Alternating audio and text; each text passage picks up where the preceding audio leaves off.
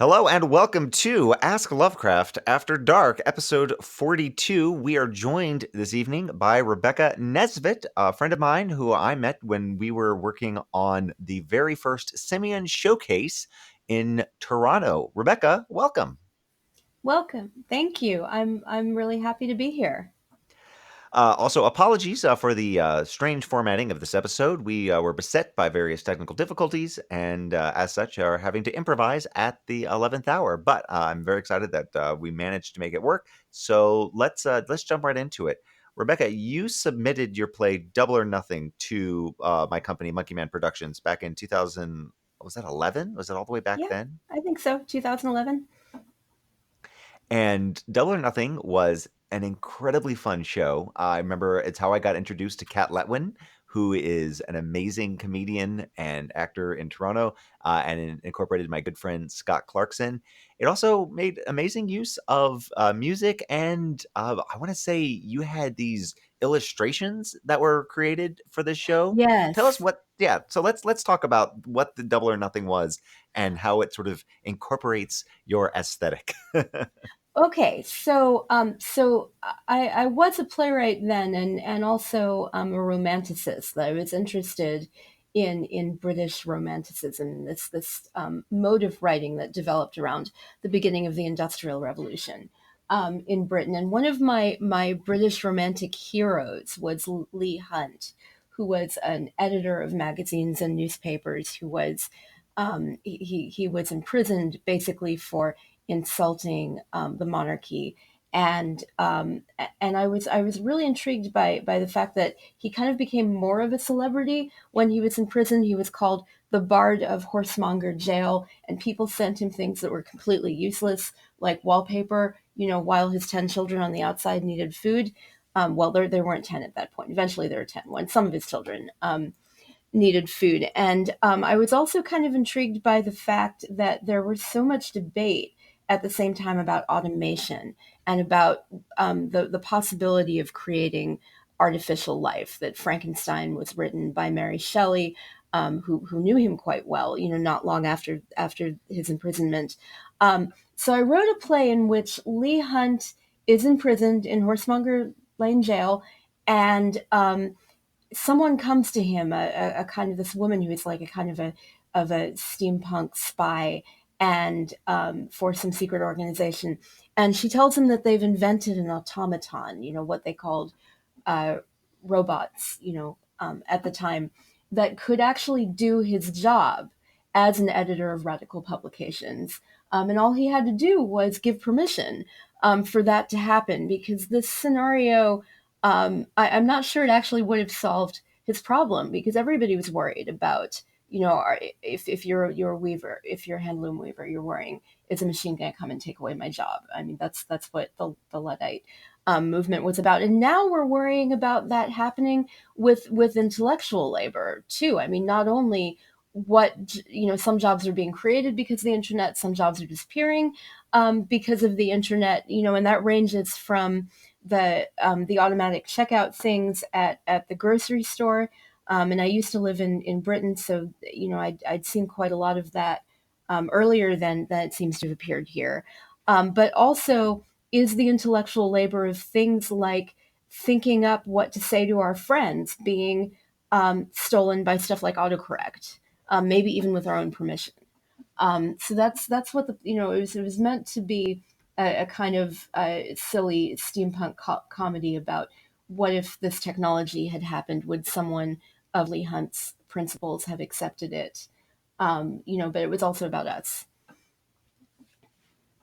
Very excellent. Well, and you've tied in the sort of alienation of modernity and industrialism to other sort of classic, or I guess romantic, Mhm. 18th century works. I'm really, really excited about the research you've done on Sweeney Todd. Thank you. Yeah. So Sweeney Todd, I mean, about this when I started being obsessed with Sweeney Todd, because I was writing my PhD in Romantic and Victorian literature. So, the whole 19th century. And um, it was about exploration and what happened when explorers disappeared, and then the non-explorers, women, other indigenous people they'd encountered, so on, people who hadn't been given permission to tell their stories sometimes got to, because the explorers seemed, to Britain at least, to have vanished off the face of the earth.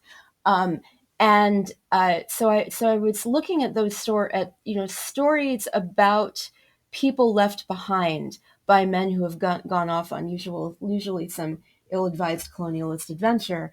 And one of those actually is a book called The String of Pearls, which was a penny blood. So this is anachronistic, nasty term that was an insult that was invented later and became the name for the genre.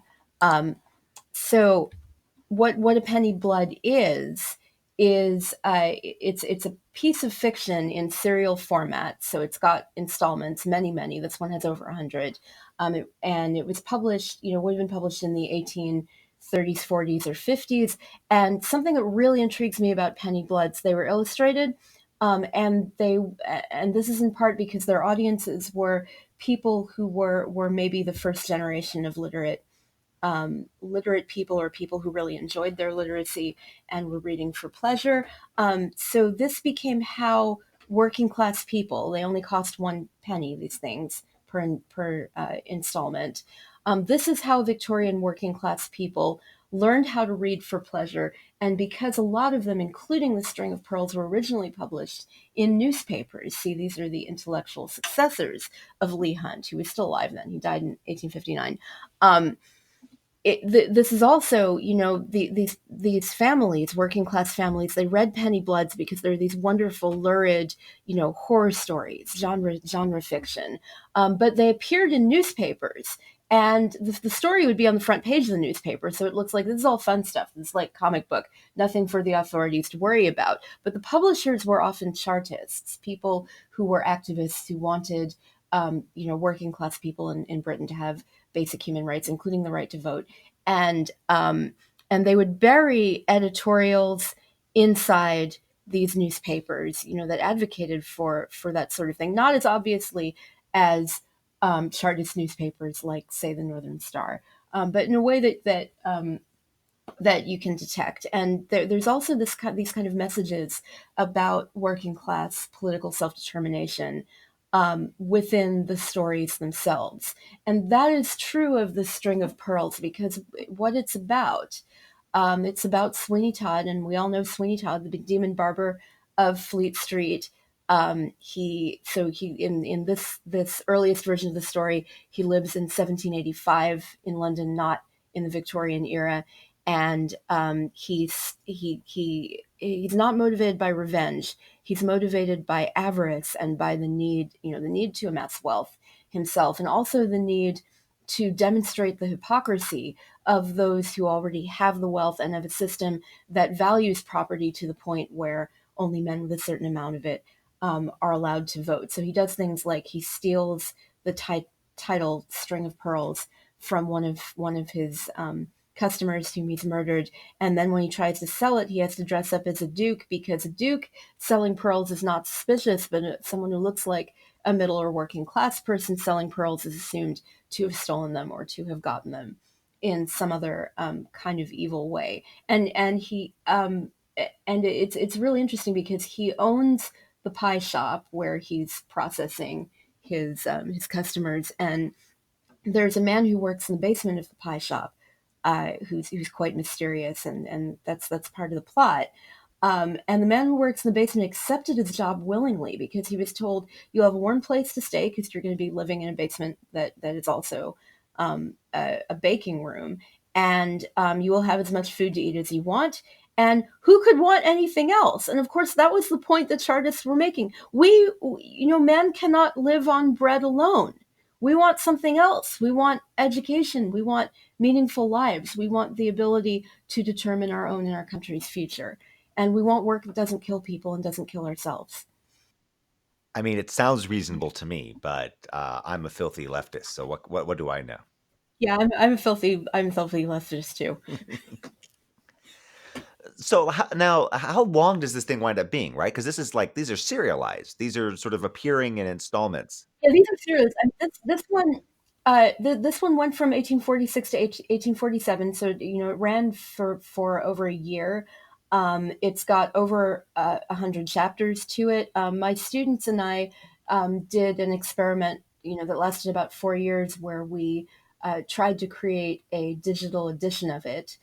So they got a chapter each, and we encoded it, and we put notes to explain things that had become antiquated, and we got to chapter 90 in 5 years. And at chapter 90, it started to look like, oh, the same thing is happening over and over again. It's like a television sitcom that Sweeney Todd almost gets caught and then he doesn't, and then he almost gets caught and then he doesn't. It wasn't developing um, necessarily in interesting intellectual directions at that point. And I think it's because it's an accordion. Like the beginning and the end are really interesting, and the middle is an attempt to spin it out like the Arabian Nights, as long as the readers will deal with that. And then, once the story was about the publisher of this thing, Edward Lloyd, that once people got sick of his story, he would either make the writer end it, or if it was really bad, cut it off and without an ending at that point. So we might finish, or we might skip ahead to the ending at some point. I'm not quite sure what we're going to do with Did that. this actually end? What did Lloyd choose for Sweeney? Oh yeah, it's got two endings, in fact. So there is one ending to the version that was published in the newspaper has one ending, and justice is sort of restored. And then it was so popular, it was released in a second edition, that uh, the publication of the history of this is quite complicated. So the second edition in one run was called um, "The String of Pearls," or the Sailor's Gift, and the second one is called "The String of Pearls," or "The Barber of Fleet Street," which is leads to the title Sweeney Todd, the Demon Barber of Fleet Street, for a lot of the adaptations now. So that second one was even longer than the first version. That was that's the one we'd been encoding, is the second 1850 um, edition. And the ending is different. That Mrs. Lovett dies in a different way. Sweeney Todd comes to a different end, and there's also there are a lot of interesting animal characters in both versions of the story. Like, the first character to be suspicious of Sweeney Todd is a victim's dog, which makes a lot of sense because a dog has a sense of smell, and he can smell blood, and he can tell what is supposed to be animal meat and what's supposed to, and what's clearly not. Um, and and there's also a horse that plays a significant role in bringing the villain to justice, but only in the alternate ending of that second edition. And I've thought about why there is an alternate ending. I'm wondering if it's that, if the book is being marketed to people who may have either read the newspaper version or have heard how the newspaper version ended, or there's even a play that was plagiarized from this that was in the minor theaters, so the melodrama theaters that working class London people attended. Um, so if you saw the play and you saw it end a certain way, then you're going to expect something very different out of that expansion that followed the play. And one thing I read one of your write ups about this. You talked about how these things are Mhm. rare. Like, these things are sort of ephemera. Being able to actually put your hands on Yeah, copies of, like, they became collector's items because they were sort of like pulps. Just sort of meant to be read and thrown away. yeah, yeah. This is true. I mean, this is something that has made it difficult to study them until the advent of the digital era, which is weird because it brings me back to to the issues of Double or Nothing here. That there are very few copies of these still around, simply because the people who read them were firstly not expected to save them. Sometimes they had illustrations in them. There were prints on better paper, sometimes even with color, and it said, buy volume one, and you get this pullout, and you can stick it on your wall. And of course, people pulled them out and stuck them on the wall. Now there are a lot of copies without them. But apart from that sort of thing, they weren't really expected to keep them. And on top of it, the people to whom they were marketed were not the people who were becoming book collectors, whose things remained in one place, who left lots of stuff to their descendants, who who saw their things as history for the most part. And also the people who are determining what literature was. I mean, literary studies as we know it didn't even really exist until the 1890s. But the people who were, at Oxford and Cambridge and places like that, determining what should we study as the literary canon, not only didn't think of this stuff as literature, but were actually discouraged from reading it themselves. I think it was incredibly brave of Robert Louis Stevenson, so the genre fiction author of stuff like Kidnapped and Treasure Island and that sort of thing, that he wrote an essay in Scribner's magazine in it's an American magazine in the 1880s, where he said, "Yes, I read penny dreadfuls. I read lots of them by M.J. Aram, which was the pseudonym of James Malcolm Rymer, the author of The String of Pearls." And he said, and this has made me a better writer of other popular fiction. He said, in fact, I think of, he called Aram a genuine influence. And he said that he thought that he himself did not write girl characters as well as MJ Aram did. What's your what's your opinion of a climber's female characters? Of Reimer's female characters, I think when he has them, they're really good. He doesn't always have them, but I love that in the original String of Pearls, the person who is most responsible for bringing Sweeney Todd to justice, other than a dog and a horse, Like you do. is a woman. So it's this heroine, Joanna, who is not Sweeney Todd's daughter. That was Christopher Bond's idea very much later in the 1970s. But so Joanna is the daughter of an optician, and which is really funny because he has no idea what's going on in her life, but he makes spectacles. He makes spectacles, but he can't really see. So she's the daughter of an optician, and her best friend is a milliner's assistant. So like she's an assistant to somebody who makes hats. These are young working women, and they're teenagers. And when Joanna's boyfriend says he's going to India to make his fortune, and if he doesn't come back by this date, know that he's dead. The date passes, he's not there. She doesn't think he's dumped her. She decides something's happened to him, and she and her friend Arabella, they check out. They go looking for the solution to this mystery, and they find the barber shop, and then she has to get herself into the barber shop. But she's a young woman, so she dresses up as a boy, and she gets a job sweeping the floor in the barber shop. Um, and and she's a protagonist with a ton of agency. Of course, not at the end of the serial, but at the point where it starts going in circles.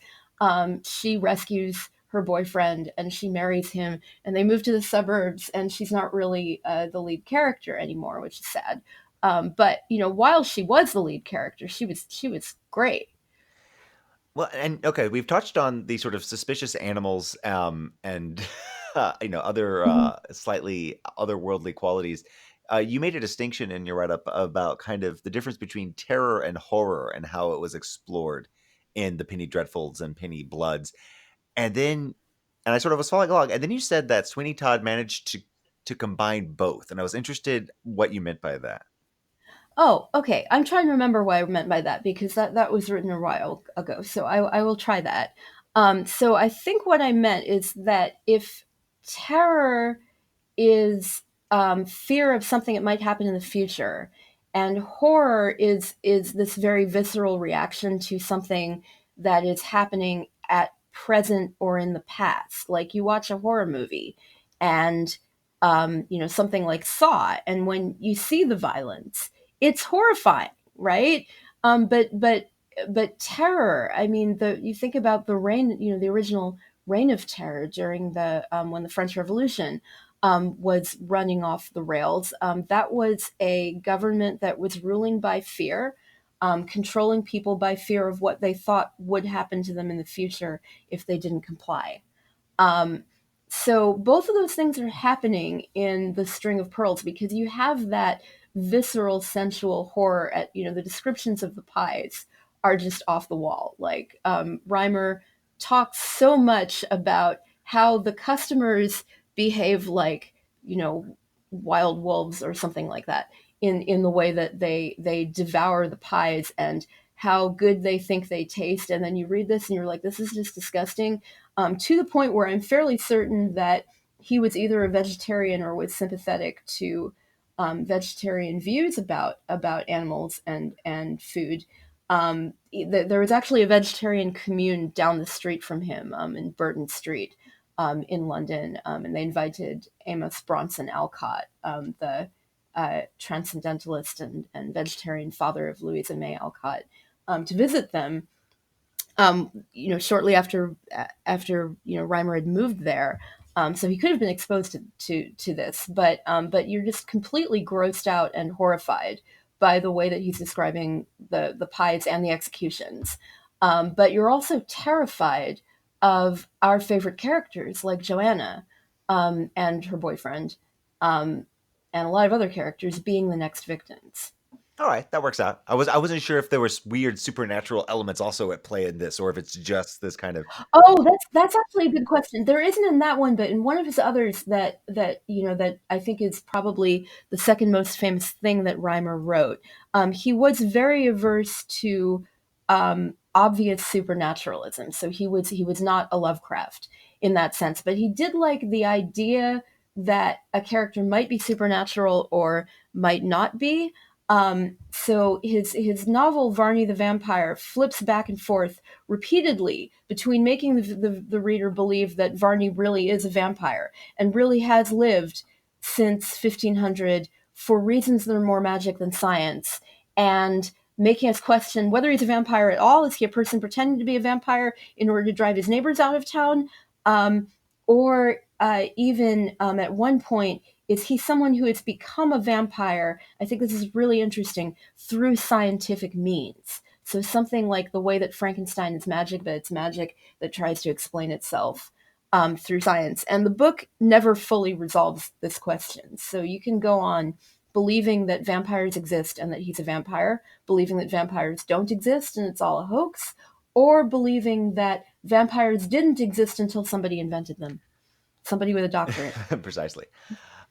Now, the authorship of all this is in question, right? I mean, these folks wrote under Mhm. pseudonyms. These folks, like, I think at one point you said, like, Yeah. literally someone else begins to write some of these serials, and then Reimer probably picks it back up. So, like, how is that? As a someone whose job is to kind of peel through these things and sort of figure the kind of Yeah. authorial voice. How did you accomplish that with this piece?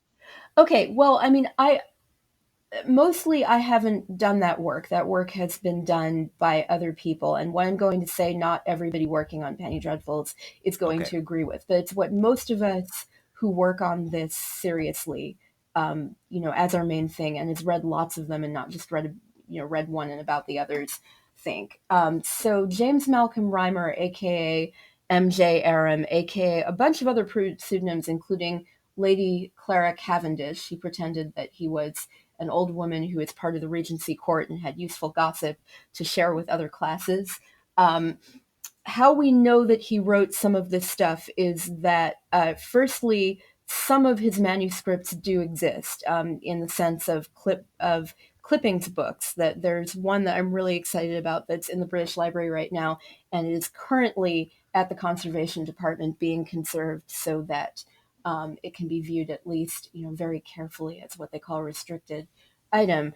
So he cut out bits of his works and pasted them into this notebook, and he was very close with family and friends who knew who he was, who knew the secret of who he was, because he wrote on this book, and it's 2 volumes of it, and over a decade worth of stuff. Please be careful. This is the only copy of some of this stuff that I have. Enjoy my writing. So we know some of what he wrote from that. He did edit his first magazine, for which he wrote most of the content, and he also recycled a play about automata that was written by his father and never published until then, the Queen's Magazine. So he wrote that under his name, James M. Reimer. MJ Aram is an anagram, so you move around the letters inside his name, and you get MJ Aram. It's the same letters as for Reimer Aram. Um, so some of that is and there are lots of anecdotes about MJ Aram from his publishers, but the anonymous stuff was often attributed to by the author of, and then the title of whatever uh, his previous most famous works were. A lot of his anonymous stuff is attributed to the author of Ada, which is Ada the Betrayed, his first big hit. And there is a lot of evidence that the famous author of Ada was James Malcolm Rymer, and that he also may have edited the magazine published by Lloyd, the publisher of The String of Pearls, in which Ada appeared. So there is that. There's a critic, Helen R. Smith, who sadly died last year, and she wrote a bibliography for the British Library of a collection of penny bloods, including many by Rymer and many published by Lloyd, and she traced those chain of attributions. You know, the this X by the author of Y by the author of Z, etc. And in short, that chain connects that second 1850 edition of The String of Pearls to Rymer. Once you start looking at it like on a line by line level, there are phrases he uses that literally no one else does, like PHO exclamation point PHO, which means faux, like FAUX, no, no.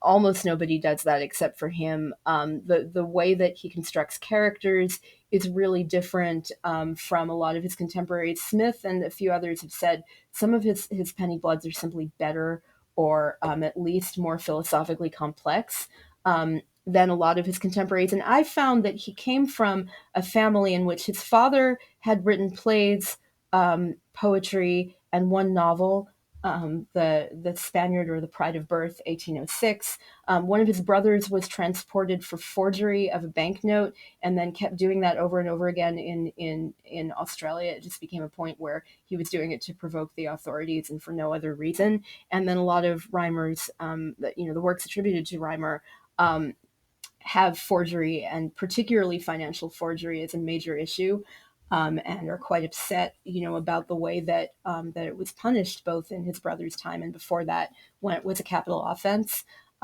So I think there's plenty of external evidence as well, as the text kind of sounding the same, that all of this is him. I do think he had collaborators. There's clearly a section in both versions of The String of Pearls that's written by somebody else, because characters are introduced who never appear again and the action doesn't match the title.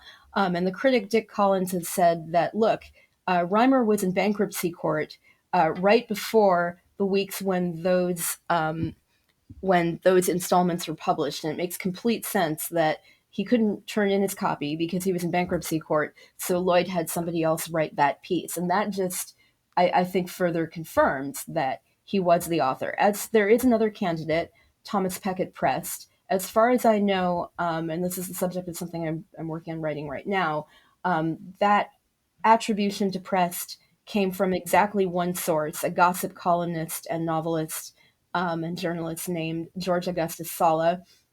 He said it in 1892. He was a teenager when The String of Pearls was published. He did work briefly for Lloyd as an artist. And Sala is famous for lying about things. And people hated penny dreadfuls. They called them pernicious trash. They said they were causing kids to become criminals, maybe even murderers.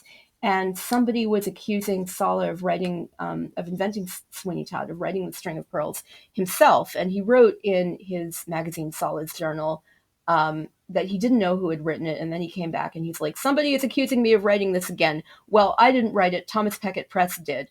And this is 1892, and Prest had died in 1859. So I think and had written lots of other stuff for Lloyd. So I think he thought that was a fairly safe bet. That's fascinating. I mean, there's so much. I mean, listening to you talk about this, you see glimpses of the comic book codes sort of controversy. You see hints at, Yeah, serial television.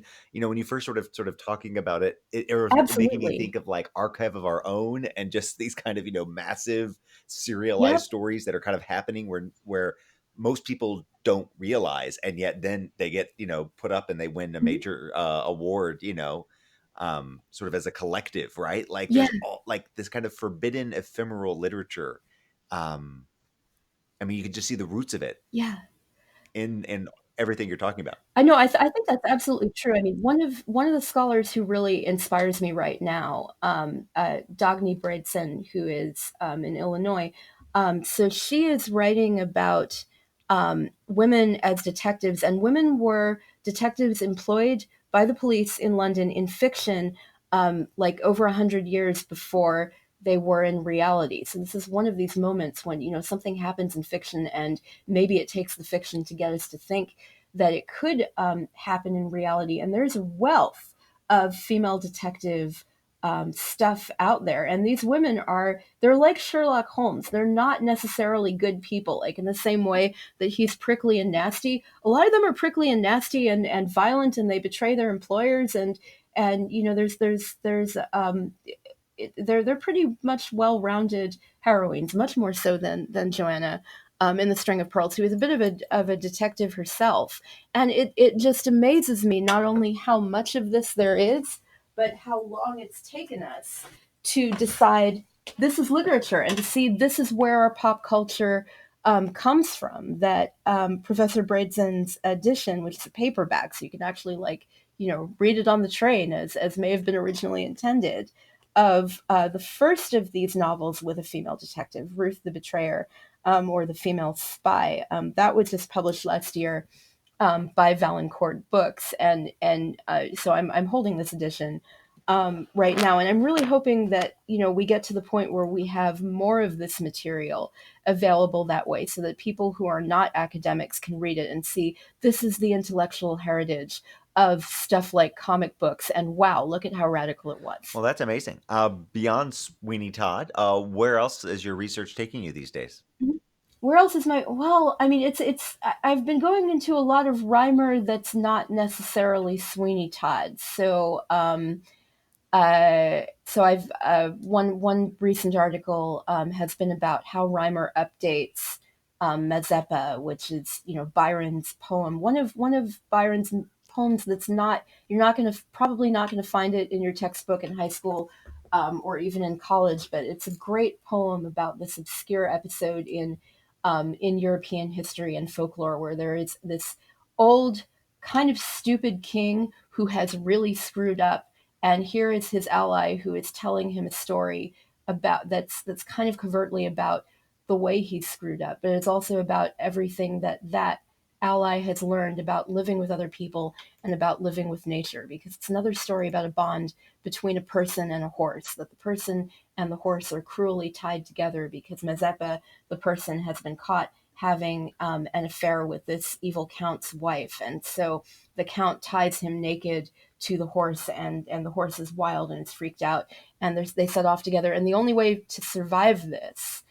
for is for Mazeppa to survive this is basically to learn to trust the horse, and then that becomes a skill he has, bonding with horses um, for the rest of his life. And Reimer took this, and it's supposed to be this heroic story about the relationship between man and nature, like that. And he adds this comic character who is a London tradesman, who's exactly the kind of guy who would have been reading Penny Dreadfuls and who would not have been allowed to vote because he doesn't have enough property and he's not the right class. And he makes that character a kind of advisor to Mazeppa. So instead of Mazeppa being an advisor to a king, you've got Mr. Lumpus of High Holborn, who knows how to box, which he learned at the Castle Inn, which was sort of the capital of boxing in Victorian Cockney London. And by the end of the book, Mazeppa says, because this is 800 pages long. It's actually the fourth longest Penny Dreadful in this online bibliography of them. That it's quite extensive. By a Canadian scholar named Marie Leger Saint Jean, incredibly useful. It's at www.priceonepenny, all one word, .info. You can find which libraries have all the best penny dreadfuls in it. So you've got Mr. Lumpus, and he repeatedly rescues Mazeppa, and then Mazeppa says at the end, you're great. I mean, you're a wonderful hero. I was so sad when I thought you died. And another character says, you should be prime minister. And Lempus says, "Oh, I could never be prime minister of anywhere except England because I'm a patriot," which is fair. He doesn't want to be a traitor, right? He doesn't want to work for some country other than his country, even if it serves his own personal and business interests. Um, but he says, and I can't be a prime minister in England either. Why is that? He's like, well, I haven't got the capital, and they're like, that's not fair. And he's like, yeah, we have this myth about England that anybody can pull themselves up by their bootstraps or do anything. That it's not true. And we don't find this out until like 600 pages into this 800-page book, which I think is kind of sneaky of Reimer. But it's also such a smart idea of taking this story that people know so well from Byron's poem, from the theatrical adaptations, and doing this with it. Well, that sounds all incredibly exciting, and I'm really happy that you got a chance to Thank you. tell us a bit about the work you're doing. If folks want to kind of follow along or see other projects of yours, is there a place where they can do so?